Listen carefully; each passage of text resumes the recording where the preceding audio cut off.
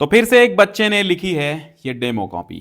हमारे पास 2025 का एक है डेमो मॉडल पेपर। जी हाँ, ये सब इसलिए बनाया जाता है ताकि आपको एक मोटा मोटा एग्जाम का आइडिया दिया जा सके। तो चूंकि पीले पेज पे पीला पर्चा आता है आपका बोर्ड एग्जाम में, तो भाई पीले पे बनाया गया।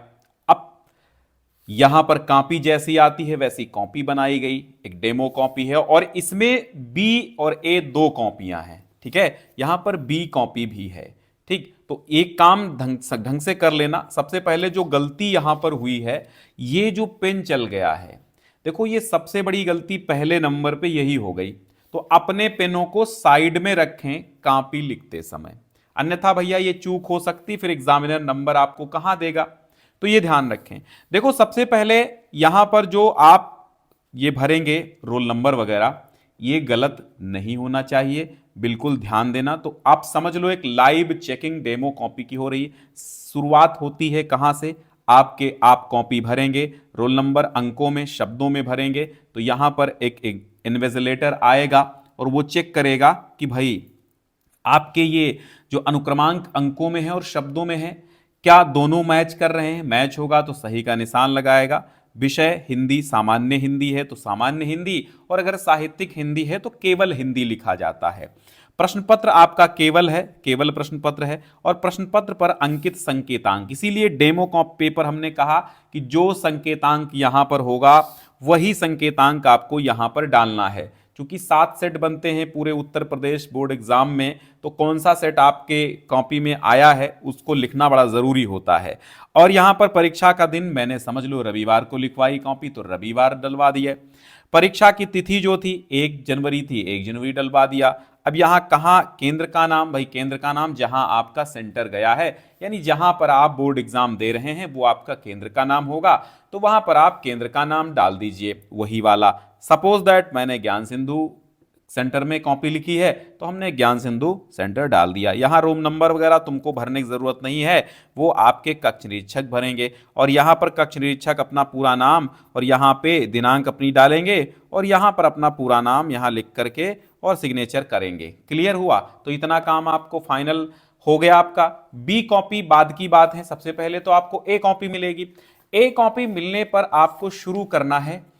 चलो भाई आपने लिखना शुरू किया, सपोज दैट आप लिखना शुरू कर रहे हैं और हम एग्जामिनर हैं तो हम जांच करना शुरू कर रहे हैं, तो हम लाइव चेकिंग कर रहे हैं, आप लाइव लिख रहे हैं, दोनों बातें एक साथ संपन्न हो रही हैं, ये ध्यान में रखना भाई।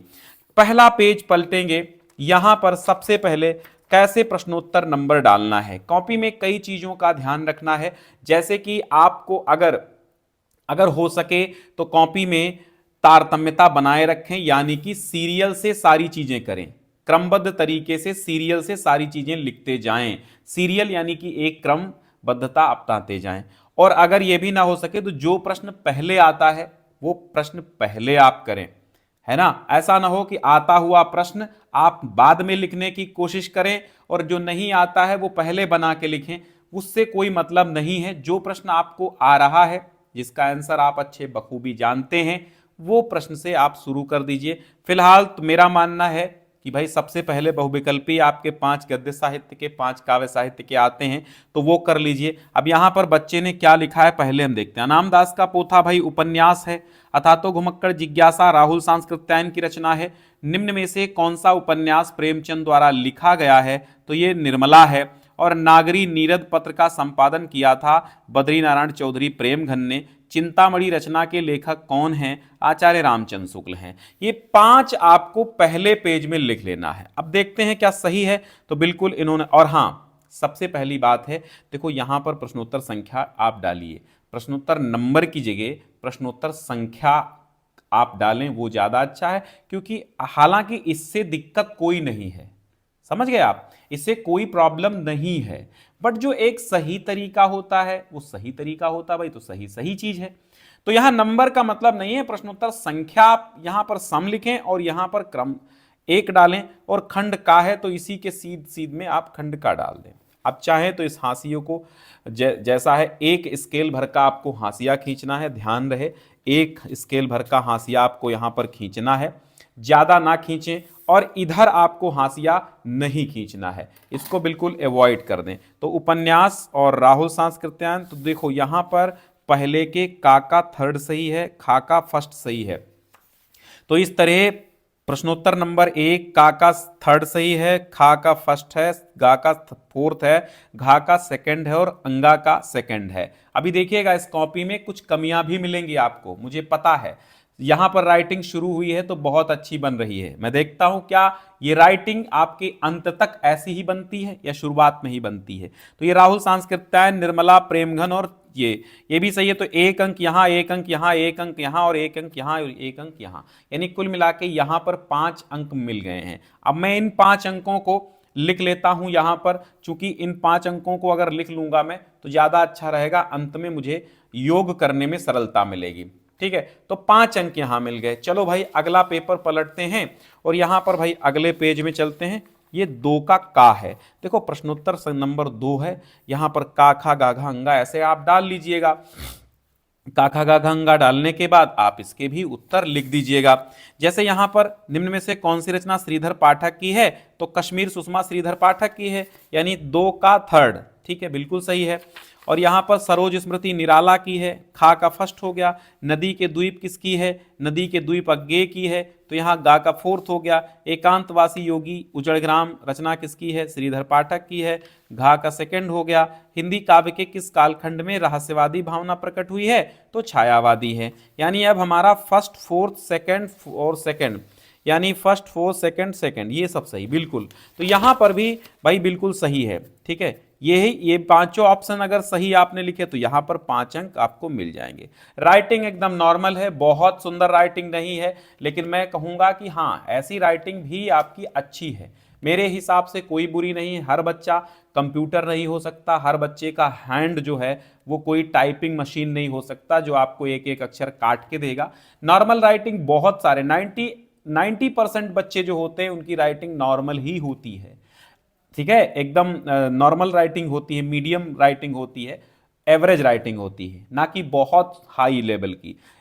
पूरे क्लास में आप देखे होंगे तो आपके पूरे क्लास में भी कहीं 1-2 बच्चे होंगे जिनकी राइटिंग बहुत ही सुंदर होगी, बाकी सबकी राइटिंग आप अपने जैसे ही देखते होंगे।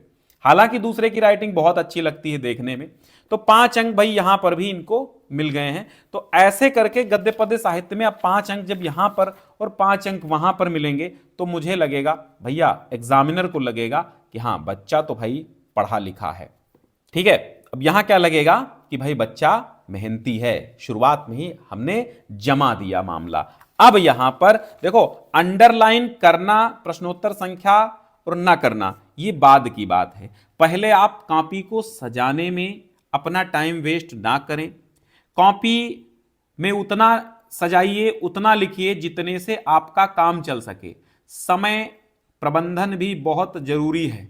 यदि समय प्रबंधन आपने नहीं किया तो ये भैया आप भुगतोगे, क्योंकि आखिरी में सवाल छूटेंगे, उत्तर छूटेंगे लिखना, फिर आप कहोगे अरे मेरा तो 5 अंक का छूट गया। तो ये ध्यान रखना कि हमको टाइम मैनेजमेंट की एक वीडियोस मैंने ऑलरेडी अपलोड कर दी है, आप डालेंगे क्लास 12 टाइम मैनेजमेंट ज्ञान सिंधु तो मिल जाएगा आपको। ठीक है, अब यहां पर गद्यांश आधारित प्रश्नोत्तर आए हैं। आपको यहां पर बिल्कुल नहीं घबराना है, पहले सरसरी नजर से दोनों गद्यांशों को पढ़ना है, फिर आपको जो गद्यांश सरल लगे, जिसके आप 5 प्रश्न अच्छे तरीके से कर पाए, ठीक है, उस गद्यांश को लिखना स्टार्ट करो। जैसे इन्होंने क्या किया है, पुष्पित अशोक को देखकर, तो इन्होंने पहला वाला छोड़ दिया, दूसरा वाला कर दिया है कि पुष्पित अशोक को देखकर मेरा मन उदास हो जाता। अब इन्होंने ये पढ़ा होगा।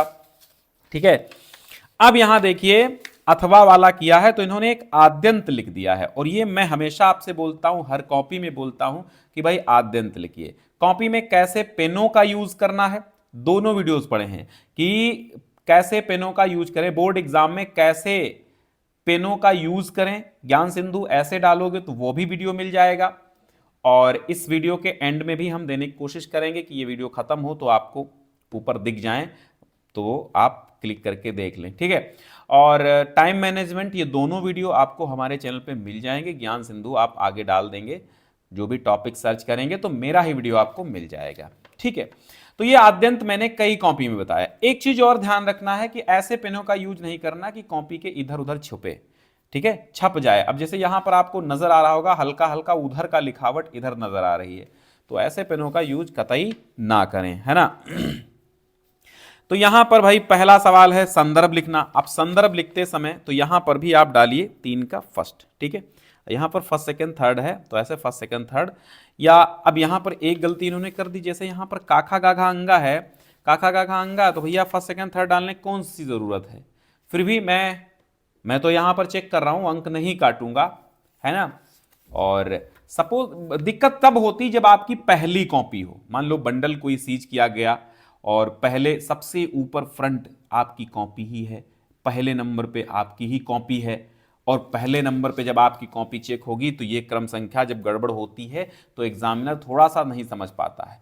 चेक करते करते उसको सब समझ में आता है, लेकिन पहली कॉपी में उसको समझ में नहीं आता है। फिर भी सभी एग्जामिनर एक जैसे नहीं होते, 99% एग्जामिनर समझ लेते हैं हर चीज को। अब यहाँ फर्स्ट सेकंड थर्ड वो भी एक ही बात है, हालांकि एक ही बात है, ठीक है, यहां से भी समझ जाएंगे, ठीक, समझना होगा। तो यहां संदर्भ लिखते समय आप लिखिए प्रस्तुत गद्यांश के लेखक डॉक्टर हजारी प्रसाद द्विवेदी जी हैं और तथा पाठ का नाम अशोक के फूल है, ठीक। तो बस इतना ठीक है, बाकी अंडरलाइन कर दीजिए बाद में।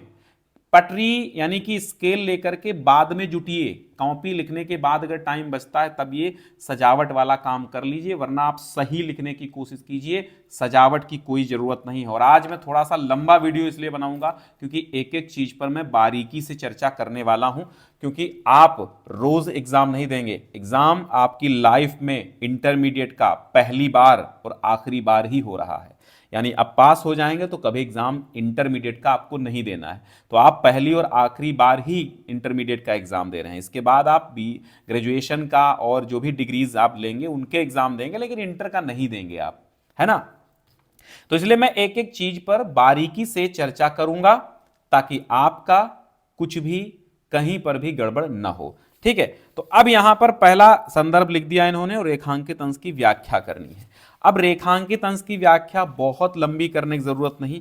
अब यहां हम देखेंगे तो बस महज 1 2 3 और 4 वाक्य हैं, 4 वाक्य हैं, ठीक है। तो अब 4 वाक्यों का जो अनुवाद यानी जो व्याख्या आपको लिखना है वो कितने शब्दों में। अब यहां देखिए खींच दिया इन्होंने, बहुत ज्यादा खींच दिया, तो ये ज्यादा जो है आपको खींचने की जरूरत नहीं है, बस गागर में सागर आप भर दीजिए। मैंने पहले पढ़ा है, ठीक ही लिखा है, क्योंकि अब इनको थोड़ा सा ये तो जैसे इन्होंने घर में बैठ के लिखा तो इनको ये तो था नहीं कि भाई हमारा पेपर छूट जाएगा, तो आराम से लिखा, जैसा मन किया उतनी देर तक लिखा, है ना। इसीलिए इतना ज्यादा लिख दिया, ठीक। तो 2 अंक यहां पर भी मिल गए इनको और 2 अंक यहां पर भी मिल गए, 2 अंक के होते हैं। और यहां पर भी फर्स्ट सेकंड थर्ड फोर्थ 5 डाला है, ये डालना जरूरत नहीं है। यहां पर मैं देख लेता हूं क्या क्वेश्चन सही है। तीसरा सवाल है कि गद्यांश के लेखक ने स्वयं के बारे में क्या कहा है, कम दूरदर्शी बनाकर, हाँ बिल्कुल सही है। और फिर पुष्पित अशोक को देखकर लेखक का मन उदास हो जाता है, तो यहां भी सही है। अभी तक तो कोई अंक कटे नहीं है ना, कोई भी अंक लेखक ने। और 5वां सवाल है लेखक ने स्वयं के विषय में क्या कहा है। तो यहां पर स्वयं के बारे में क्या कहा, यहां पर लेखक ने स्वयं के विषय में क्या कहा है। 2 बार एक ही प्रश्न है, थोड़ा सा घुमा के है, यहाँ स्वयं के विषय में है, स्वयं के बारे में है, तो प्रश्न एक ही है, तो बोनस के 2 अंक मिल गए भाई, है ना। जब एक ही प्रश्न है कोई दिक्कत नहीं, तो आपके पेपर की जैसी मसला होगा पेपर वाला जाने। आप पेपर में एक ही प्रश्न 5 बार दे दे तो आप क्या है, आपको तो अपने पूरे करने हैं ना, लिखावट में मामला पूरा।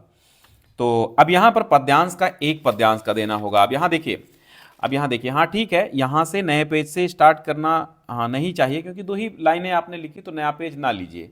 और अगर आधा से ज्यादा पेज भर जा रहा है तो आप एक नया पेज ले लीजिए, यानी कि इधर से स्टार्ट करिए।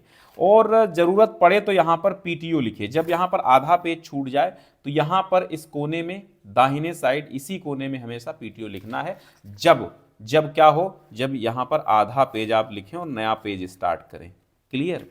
तो यहां पर भी क्या हुआ है, यहां पर है विस्तृत नभ का कोई कोना, तो ये इसी का उत्तर दिया है। संदर्भ है, फिर व्याख्या है, फिर कवयित्री ने अपने जीवन की तुलना किसके साथ की है, और अंश में कौन सा रस है, पद्यांश की अलंकार योजना पर प्रकाश डालिए। तो भाई देखिए, हाँ लिखा है पद्यांश श्रीमती महादेवी वर्मा द्वारा रचित शांति गीत नामक काव्य संग्रह से हमारी हिंदी की, बहुत सही, कोई दिक्कत नहीं है, बहुत बढ़िया। देखिए हम जैसा एग्जामिनर होगा तो कोई समस्या ही नहीं है, और लगभग एग्जामिनर हम जैसे ही मिलते हैं अंक मिल जाते हैं, इतना घबराने की ज़रूरत है नहीं, है ना। प्रेशर मत लीजिए, अंक मिल जाएंगे। जैसे मैं ऐसे चेक कर दे रहा हूँ तो आप ऐसे ही समझिए, ऐसा ही समझिए, घबराने की ज़रूरत नहीं है। व्याख्या यहाँ पर क्या है, व्याख्या क्या है, पूरे की व्याख्या करनी है। तो खैर पूरे की व्याख्या 4 है तो 8 लाइनों में आप कर दीजिए, 4-5 लाइनों में कर दीजिए। तो यहाँ पर व्याख्या बिल्कुल सही है, मैंने ऑलरेडी पढ़ रखा है। तो क्योंकि अगर हम यहाँ पर पढ़ेंगे तो भैया यहाँ पर बहुत टाइम हो जाएगा, 2 अंक है, बस हम आपको कमियाँ बताएंगे, है ना। ये वियोग श्रृंगार है और तुलना निर्भरी बदली से की है, ये भी सही है, ये भी सही हो गया। अनुप्रास मानवीकरण अलंकार प्रयुक्त, बिल्कुल सही है। तो यहाँ पर भी पूरे मार्क्स मिले हैं। अब नंबर आता है एक जीवन परिचय, यानी कि एक साहित्यिक परिचय देते हुए उनकी प्रमुख रचनाओं का उल्लेख कीजिए। 3 अंक का साहित्यिक परिचय होगा, 2 अंक की रचनाएं होंगी। अब यहाँ पर वासुदेव शरण अग्रवाल, एपीजे अब्दुल कलाम और हरिशंकर परसाई जी हैं। मैं देखता हूं कि किसका लिखा है, वासुदेव शरण अग्रवाल का है, बिल्कुल सही तरीका है। प्रश्नोत्तर नंबर 5 यहाँ पर लिख दीजिएगा, बिल्कुल सही है, 5 लिखा। लेकिन यहाँ पर एक चीज और लिखना है, फर्स्ट सेकेंड थर्ड। अब इन्होंने यहाँ पर फर्स्ट सेकेंड थर्ड नहीं लिखा है, ये लिखना चाहिए, ये लिखना चाहिए, ये आपको नहीं भूलना है, ठीक है। फिर संक्षिप्त परिचय इन्होंने दे दिया, जन्म, जन्म स्थान, उपाधि वगैरह, ठीक है भाई। इसके अंक तो मिलते नहीं, लिखेंगे तो अंक मिलेंगे, नहीं लिखेंगे तो अंक मिलेंगे, उतने ही मिलेंगे, 5 का ही है। लेकिन ये इसलिए जरूरी होता है क्योंकि मैंने पढ़ लिया ना 1904 में और मेरठ में पीएचडी वगैरह वगैरह, 1967 में, समझ गया कि हाँ बच्चे को आ रहा है और यहीं पर रचनाएं लिख दी है, तो समझ गया कि भाई बच्चे ने तो साहित्यिक परिचय बिल्कुल खल्लास कर दिया होगा। 80 शब्दों में कहता है तो पहले इन्होंने जीवन परिचय लिखा है, फिर साहित्यिक परिचय लिखा है। हालांकि केवल सामान्य हिंदी को केवल साहित्यिक परिचय ही डालना चाहिए, ना कि जीवन परिचय साहित्यिक परिचय अलग अलग। साहित्यिक परिचय डाल के और इसको पूरा करना था एक ही, इधर 2 ही पेज में, लेकिन इन्होंने इत्मीनान से लिखा तो 3 पेज में यहाँ पर पूरा कर दिया। तो 5 अंक भाई इनको तो मिलेंगे ही मिलेंगे, ठीक है।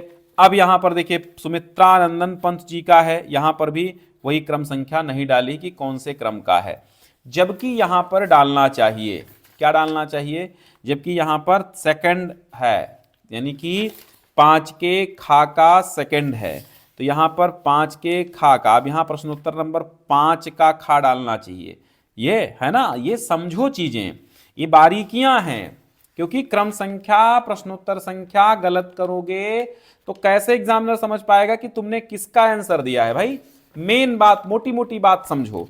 तो यहां पर भी इन्होंने 1900 कौसानी, गुसाई दत्त, गंगादत्त, रूपाब और वीणा पल्लव 77, ठीक है। यहां पर भी इन्होंने जीवन परिचय साहित्यिक परिचय लिखा है, तुम परेशान न हो। और ये पूरे 5 अंक यहां पर भी मिलेंगे, कोई दिक्कत नहीं है भाई।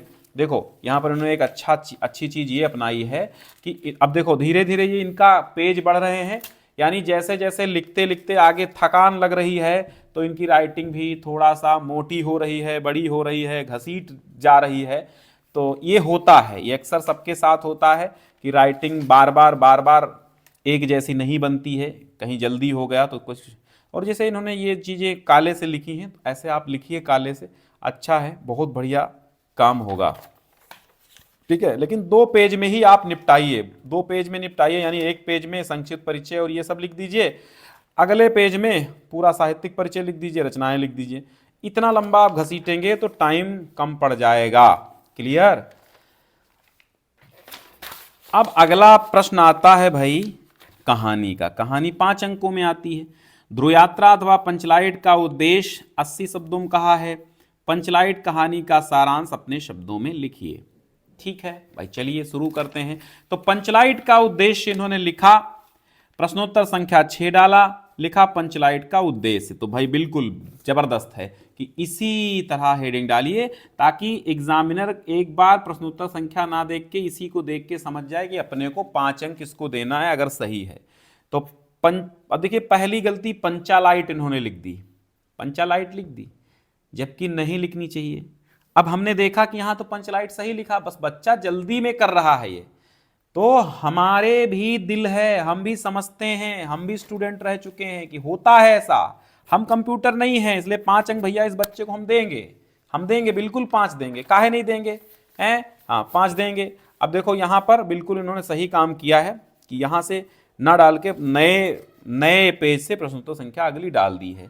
अब यहां ने प्रश्नोत्तर नंबर 7 का गा ये लिखने की जरूरत थोड़ी ना है, 7 गा लिखिए, ये का लिखने की क्या जरूरत है, इसका कोई जरूरत नहीं है।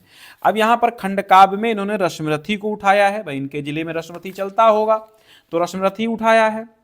रश्मिरथी का सारांश लिखा है, क्या पूछा गया है रश्मिरथी का भाई कि कथानक लिखिए, कथानक यानी कि सारांश लिखना है इनको, तो इन्होंने सारांश लिखना चालू किया। कर्ण का जन्म हुआ, रश्मिरथी, कर्ण का रण कौशल, है ना, ठीक है, बहुत बढ़िया, 2 पेजों में इन्होंने निपटाया।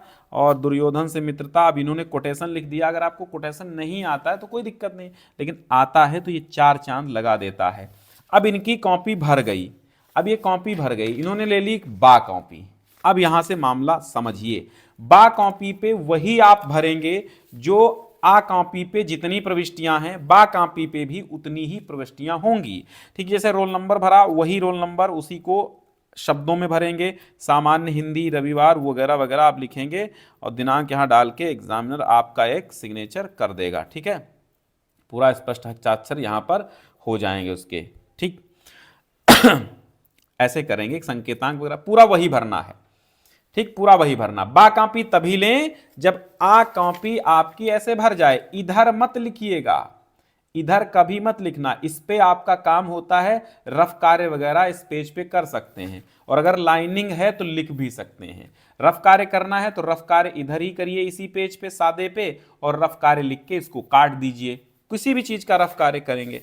ठीक, अब इन्होंने थोड़ा यहां से रह गया था तो थोड़ा यहां पर इन्होंने कर दिया, तो भाई 5 अंक इनको मिल गए हैं यहां खंड काव्य के। पहले तो नहीं दिया मैंने, हाँ, खंड काव्य इन्होंने 3 पेज में लगाया है, लेकिन 2 पेज में आप करिए। अब चूंकि जब सारांश आपका लिखना होगा, सारांश थोड़ा सा लंबा होता है, तो सारांश 2 पेज में 3 पेज में चला ही जाता है। आप करोगे क्या, कितना कम लिखोगे।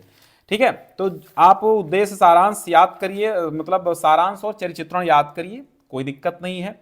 चरिचित्रण और सारांश यही चीजें आती हैं आपके खंड काव्य में, ज्यादातर मैंने उस दिन कराया भी है आपको खंड काव्य नए सिरे से, तो आप खंड काव्य जाकर देख लीजिए। सारे खंड काव्य सभी जनपदों के लिए मैंने करा रखे हैं, 7 के 7, है ना, तो आप जाके देख लीजिएगा। तो यहां पर बात करते हैं कि 5 अंक इनको खंड काव्य में मिल गया है। अब खंड खा आता है, और ध्यान रहे जब खंड खा आप स्टार्ट करें तो खंड खा जब तक पूरा ना कर लें तब तक खंड बा स्टार्ट ना करें। यानी खंड मतलब खंड आ और बा, या फिर यानी खंड का और खा, चाहे खंड पहला और दूसरा कह लो, चाहे का खा कह लो, चाहे आ और बा कह लो, चाहे ए और बी कह लो। तो खंड बा में आ को ना घुसेड़ें और आ में बा को ना घुसेड़ें, यानी जिस खंड को आप शुरू कर रहे हैं उसी खंड को कंप्लीट करिए। यह नहीं है कि मैं खंड बा में आ को डाल रहा हूं और आ में बा को डाल रहा हूं, या आ के कुछ प्रश्न बा में और बा के कुछ प्रश्न आ में, यानी खंड आ समाप्त हो जाए तो बा स्टार्ट करें, या फिर बा ही स्टार्ट करें, तो बीच बीच में मिक्स ना करें, क्योंकि लिखा होता है, लिखा होता है, कहां लिखा होता है, मैं कॉपी के फ्रंट पेज पे बैक पेज पे दिखा दूंगा, यहां पर लिखा होता है। ठीक है, यहां पर इनमें सब लिखा होता है कि एक जब यहां पर रफ कार्य का भी मामला लिखा होता है कि रफ कार्य आवश्यक प्रलेख गुणन वगैरह कहां करें, पृष्ठ के पीछे करें अथवा अन्य किसी बाएं पृष्ठ पर करिए, और रफ कार्य लिखकर उसको काट दीजिए, है ना। हाँ, यहां पर यह भी लिखा है उत्तर अगले प्रश्न से आरंभ करना चाहिए, नवीन प्रश्न का उत्तर। ठीक है, ये भी यहां पर लिखा है, तो ये अलग बात है, इसको आप पढ़ लीजिएगा। मैं कॉपी का हाला, देखिए खंड खाप शुरू होता है, खंड खाप शुरू होता है सॉरी, दिए गए संस्कृत गद्यांशों में से एक सा संदर्भ, अब ये संदर्भ 2 अंक का और 5 का अनुवाद होता है। मैं देखता हूं यहां पर इन्होंने आद्यंत लिख दिया युवका मालवीय, पहला वाला ही इन्होंने किया है, यानी कि महामना मालवीय पाठ से है, तो संदर्भ लिखा, प्रस्तुत पद्यांश, पद्यांश नहीं देखो है गद्यांश है, ये कैसे लिखते हैं भाई, हमारी पाठ्य पुस्तक के संस्कृत भाग के महामना मालवीय नामक शीर्षक से अवतरित है। ठीक है, संस्कृत भाग के या संस्कृत खंड के अनुवाद लिखा युवक मालवीय ने अपने ओजस्वी भाषण से, यही है क्या, हाँ, स्वकीयेन प्रभावपूर्ण ओजस्वी भाषणेन जनान से मनो अमोह है। ठीक है, चलो भाई ठीक है, यहां पर इन्होंने ठीक किया है, तो 5 अंक का अनुवाद का, 5 का इनका अनुवाद का मिल गया और 2 अंक इनके संदर्भ के लिए मिल गए। ये अंक कटना चाहिए था बट नहीं काटा, आधा अंक तो कट जाता है ऐसे में, लेकिन कोई बात नहीं, उदार हृदय वाले एग्जामिनर कभी बच्चों का घाटा नहीं चाहते हैं और एग्जामिनर कभी ये नहीं कह चाहता है कि मैं अंक काटूं आपके, बट आप लिखेंगे नहीं तो किस आधार पे आपको अंक दिया जाए। लिखा है, भले ही एक शब्द त्रुटिपूर्ण हो गया, दो शब्द या 10% त्रुटिपूर्ण हो गया, लेकिन कम से कम 90% सही है, 50% सही है, तब तक भी अगर 50% सही आप लिख देते हैं तब भी 60-70% नंबर मिल जाएंगे। यानी कोई प्रश्न अगर 10 अंकों का है और अगर आप उसको 60% सही लिख रहे हैं तो 10 अंकों के प्रश्न में 7-8 अंक तो मिल ही जाते हैं। ठीक है, अगर मान लो 10 अंकों का प्रश्न है और आपने आधा सही आधा गलत लिखा है तो भी 10 अंकों में ज्यादा नहीं कटेंगे, आधे नहीं कटेंगे, 2-3 अंक कट जाएंगे। तो घबराना बिल्कुल है नहीं, क्योंकि मैं आपको डराने के मूड में बिल्कुल नहीं हूं और डरना है भी नहीं, क्योंकि आप ज्ञान सिंधु क्लासेस के स्टूडेंट हैं। ये मुझे विश्वास है कि आप करके आएंगे। समय समय पर हमने बहुत कुछ आपको बताया है, कॉपी लिखने के एक एक तरीके को आपको बताया है। साथ बस आपका बना रहे, यही मैं चाहता हूं बराबर। अब आप इंटर पास हो जाएंगे तो ये हमें छोड़ना मत भैया, क्योंकि हम आपके साथ बराबर कुछ ना कुछ अच्छे ही शेयर करते रहेंगे। तो यहां पर फिर पद्यांश आता है, यहां पर पद्यांश आता है, नमे रोचते भद्रम वह उलूकस्य विशेषणम अक्रुद्धस्य मुखम पश्य कथम क्रुद्धो भविष्यति। भाई यहां पर भी 7 अंकों का मामला होता है। प्रश्नोत्तर नंबर 8 का खा इन्होंने डाला और यहां पर शुरू कर दिया प्रस्तुत पद्यांशों। ये देखो, ये भी यहां पर गलत है। हमारी पाठ्य पुस्तक की संस्कृत, देखो शुरुआत ना गलत करो, बीच में गलत हो गया तो क्या है, शुरुआत काहे गलत कर रहे हो भाई, हैं, प्रारंभ ही आपका गलत है।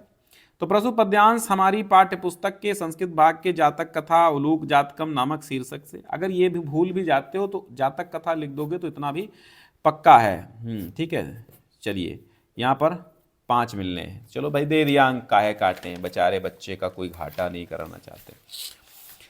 अब यहां पर इसके बाद आता है भाई कि आपको 9 नंबर में क्या करना होता है, मुहावरों का अर्थ लिखना होता है और वाक्य प्रयोग करना होता है। तो 1 अंक अर्थ लिखने का और 1 अंक वाक्य प्रयोग का मिलता है, ये बात ध्यान रखना आप। तो यहां घोड़े बेचकर सोना इन्होंने पहले का ही किया है। देखो 9 ये सब क्या है, ये सब गड़बड़ी ना करिए आप, ये गड़बड़ी कतई मत करिए। शुद्ध ध्यान देकर के, इसको ध्यान देकर के बिल्कुल दिमाग स्थिर करके प्रश्नोत्तर संख्या डालनी है। ठीक है, घोड़े बेचकर सोना। अब ये अगर देखा जाए तो यहां देख लो भैया, यहां पर नौका गा है, अब इन्होंने क्या किया है, इन्होंने नौका फर्स्ट लिख दिया है, ये भी गलत है। लेकिन अब घोड़े बेचकर सोना, तो इसके मैं अंदाजा लगा सकता हूं कि हाँ लिखा तो इसी में से है। गहरी नींद में सोना, अब वाक्य प्रयोग करेंगे, परीक्षा सिर पर आ जाने पर भी वह घोड़े बेचकर सो रहा है, चलो ये भी बन जाएगा, ये भी हो जाएगा। ठीक है, तो 1 अंक इसका और 1 अंक इसका सही कर दे। वैसे परीक्षा खत्म हो जाने पर श्यामू घोड़े बेचकर सो रहा है आज। ठीक है, इस तरह भी लिख सकते हो, कोई बात नहीं। फिर यहां पर आता है अपठित गद्यांश। अब एक मामला यह है कि इन्होंने लिखा है अपठित गद्यांश, तो बिल्कुल सही है, अपठित गद्यांश के उत्तर लिखना चाहिए 10 नंबर पे। अब यहां पर पहला इन्होंने क्या किया है, इन्होंने कुछ कार्य ऐसे भी, अब यहां पर आद्यंत, क्योंकि 2 गद्यांश आते हैं ना अथवा करके, तो अगर दूसरा लिख रहे हो तो आद्यंत लिख दो कि मैंने ये वाले का उत्तर दिया है। तो अपठित गद्यांश में हृदय की प्रत्येक धड़कन, हृदय की प्रत्येक धड़कन को क्या कहा गया है, तो भाई कार्य कहा गया है। ठीक है, तो ये कितने अंक का है, 2 अंक का है, इसमें 2 मिल गए। और छोटे छोटे कर्मों की समष्टि से क्या तात्पर्य है, छोटे छोटे कर्मों की समष्टि से तात्पर्य है कि अनेक छोटे छोटे कार्य मिलकर बड़े कार्य को सफल बना देते हैं, ये भी सही है। और अगला है इंद्रिय ग्राह्य और समष्टि शब्दों के अर्थ, समष्टि समूह इंद्रिय ग्राह्य, इंद्रियों से अनुभव ग्रहण करना, तो यहाँ पर 1 अंक मिल गए हैं। अपठित गद्यांश में तो पूरे पूरे मिल ही जाते हैं। और फिर यहाँ पर आता है शब्द युग्मों का सही अर्थ चयन करके लिखना, अनिष्ट और अनिष्ट, यानी कि बुरा और निष्ठा रहित। तो यहाँ पर डालना है 11 का फर्स्ट, 11 का, ये का लिखने का कोई मतलब नहीं है, 11 के का यहाँ पर फर्स्ट है और फर्स्ट का ए है, बुरा और निष्ठा रहित। और यहाँ पर सेकंड है मात्र और मातृ, तो केवल और माता, 1 अंक यहाँ और 1 अंक यहाँ पर मिल गया, ये भी सही है। फिर यहाँ पर है मधु, यानी कि 11 के खा का फोर्थ, तो यहाँ पर 11 के खा का फोर्थ मधु, शहद और वसंत, ठीक है। और फिर यहाँ पर है 11 के गा का फर्स्ट, फर्स्ट क्या है, जो कम अधिक बोलता है, अरे कम नहीं, जो अधिक बोलता है, तो अच्छा जो कम बोलता है, अब एक ही बात है, अब ये दोनों बातें आ गई, कम बोलता अधिक बोलता, तो यहाँ पर मितभाषी हो जाएगा। चलो ठीक है, मैं यहाँ पर दे देता हूँ क्योंकि प्रश्नोत्तर गलत है, प्रश्न ही गलत है। जो बूढ़ा न हो वो अजर हो जाएगा, तो ये भी सही है, कोई दिक्कत नहीं यहाँ तक, है ना। अब आता है भाई दो वाक्यों को शुद्ध करना है। दो वाक्य भी एक एक अंक के आते हैं कि मैं अनेकों बार दिल्ली जा चुका हूं, तो मैं अनेक बार दिल्ली जा चुका हूं। अब यहां पूर्ण विराम इन्होंने देखो नहीं लगाया, तो अब ये तो गलती है भाई, ये तो गलती है, आधा अंक कटेगा यहां पे, क्योंकि इनको मिलेगा फिर आधा अंक, क्योंकि शुद्ध करने का मतलब क्या है। अब आपने वाक्य शुद्ध करके लिखा है और पूर्ण विराम नहीं लगाया है, तो वाक्य शुद्ध कहां से हो गया ये है। अब यहाँ गमला मेज में रखा है, गमला मेज पर रखा है, ठीक है, ये सही है, यहाँ एक अंक मिल गया, एक अंक मिल गया, यानी यहाँ पर आधा अंक मिलेगा। अब क्यों आधा कटेगा भाई, अच्छा ये तो पूर्ण विराम हमने लगाया है, पूर्ण विराम इन्होंने गलती की है, तो फिर वाक्य शुद्धि का मतलब क्या हुआ, वाक्य शुद्ध ही नहीं हुआ। और छोटे प्रश्नों में अगर गलती करोगे तो दिक्कत हो जाएगी। फिर रस आता है, रस छंद और अलंकार।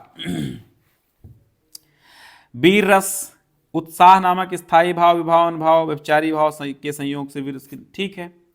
रणबीर चौकड़ी भर भर कर चेतक बन गया, बिल्कुल सही है, तो यहाँ पर एक अंक इसका और एक अंक इसका, दो अंक का ये हो गया।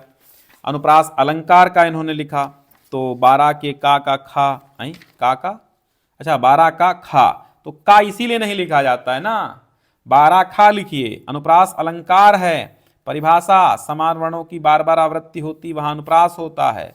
उदाहरण रघुपति, राघव, राजा राम, बिल्कुल सही है। हाँ, यहाँ पर इन्होंने बता भी दिया कि इस वर्ण की स्पष्टीकरण दीजिए या ना दीजिए, इसका कोई अंक नहीं मिलता है, केवल इसका और इसका मिलता है। स्पष्टीकरण दे दिया है तो बहुत अच्छा हमको लगा, बड़ा हम प्रसन्न हुए, ये बात है बस।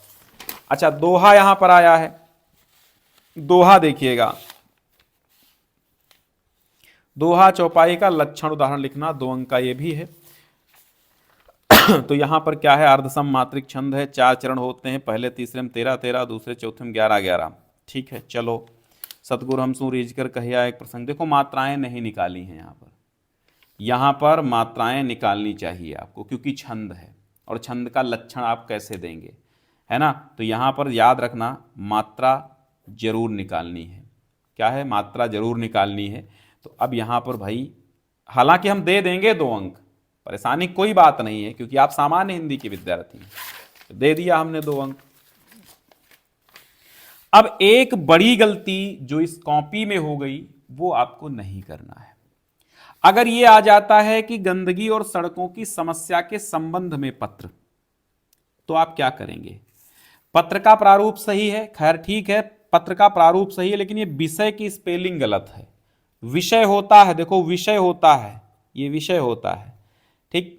और यहां गंदगी सही है, क्या सही है भाई, ये भी गलत है। अब यहां पर क्या करना है, फॉर्मेट का सही इस्तेमाल करना है आपको। सेवा में अधिशासी अभियंता, ठीक है भाई, चलो मान लिया।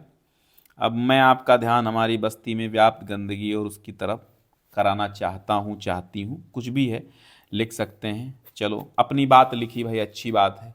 बड़ा बड़ा ये अंत में लिख रहे हैं ना, तो अंत में राइटिंग टेढ़ी हो जाती है, लिखावट, हाथ सब दर्द करने लगते हैं। पहला दिन आपका एग्जाम का होता है ना।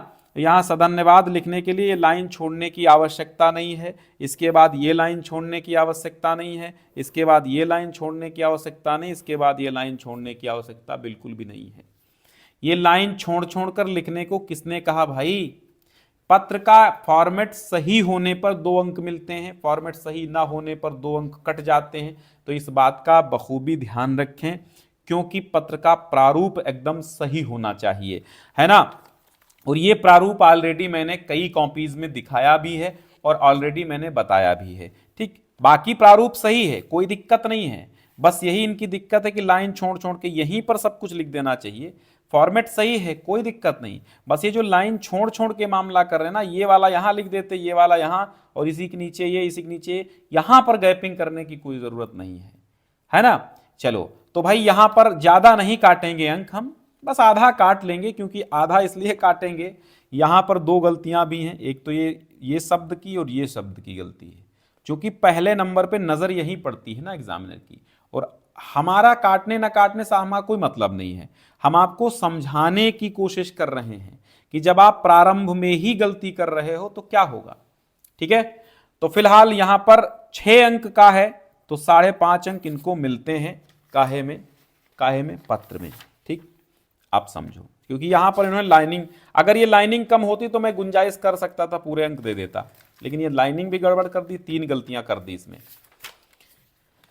बाकी घबराने की जरूरत नहीं है, ये चेक हो जाता है, आप समझिए हमारी बात को, है ना। 14 में आता है भैया एक क्या आता है भाई, समझ गए, निबंध आता है, निबंध, और निबंध आता है 9 अंकों का। समझो, 9 अंकों का निबंध आता है, कितना, 9 अंकों का। 6 अंकों का पत्र आता है, 4 अंक का पत्र लेखन और 2 अंक का उसका प्रारूप सही है कि नहीं है, 2 का रूपरेखा, 7 का निबंध, 9 अंक का होता है पर्यावरण प्रदूषण समस्या समाधान और वर्तमान समय में नारी शिक्षा। इन्होंने प्रदूषण लिखा, सबसे बढ़िया। तो यहाँ रूपरेखा बना ली भाई इन्होंने, चलो हमने दे दिया 2 अंक रूपरेखा के, कोई दिक्कत नहीं है। प्रस्तावना लिखी, फिर यहाँ देखो हेडिंग्स, ये हमेशा हेडिंग्स के यहाँ से स्टार्ट करो ना, आधी हेडिंग्स के नीचे से स्टार्ट करो तो ज़्यादा अच्छा लगता है। वायु प्रदूषण, प्रदूषण के प्रकार। अब ये देखिए क्रम संख्या देखो अपनाई है, सेकंड के नीचे फिर से फर्स्ट कर दिया है। अरे ये अगर जब कभी सीरियल नंबर डाला जाता है तो अगर हम फर्स्ट सेकंड का पालन कर रहे हैं तो उसके जो हेडिंग के अंडर हेडिंग होती हैं, यानी हेडिंग के अंदर हेडिंग होती हैं, उनको हमें क्या चाहिए, जैसे ये हम फर्स्ट सेकंड अपना रहे हैं तो उसी के नीचे आबा सादा अपना लो या काखा गाघा अपना लो, तो इसको आबा सादा फर्स्ट सेकंड थर्ड करना था। ठीक है, वायु प्रदूषण, जल प्रदूषण, रेडियोधर्मी प्रदूषण, ध्वनि प्रदूषण, प्रदूषण नियंत्रण कैसे करेंगे, और ये 1 पेज 2 पेज 3 पेज 4 पेज। चलो भाई बहुत अच्छा, खैर इनका निबंध अच्छा है तो मैं 7 अंक यहाँ पर भी दे देता हूँ। तो ओवरऑल अगर देखा जाए तो इस कॉपी में अब यहाँ पर आपको अंत में अनुक्रमांक बिल्कुल डालना नहीं भूलना है। ये आप बताएंगे कि हम कॉपी समाप्त कर चुके हैं, आगे आपको चेक नहीं करना है, इसलिए हम यहाँ अनुक्रमांक डालेंगे। ठीक है, हाँ, ये बात समझ में आई। अभी आपकी कॉपी खत्म हो गई, समझ गए। तो इस कॉपी में ओवरऑल अगर हम देखें तो यहाँ 99 अंक मिले हैं। राइटिंग की अगर बात करें तो राइटिंग एकदम एवरेज राइटिंग है, बहुत बढ़िया राइटिंग नहीं है, क्योंकि आपके सामने ही सब कुछ है। एवरेज राइटिंग है, लेकिन लिखा लगभग सही है। जहां जहां त्रुटियां थी मैंने आपको जगह जगह पर त्रुटियां बताई हैं।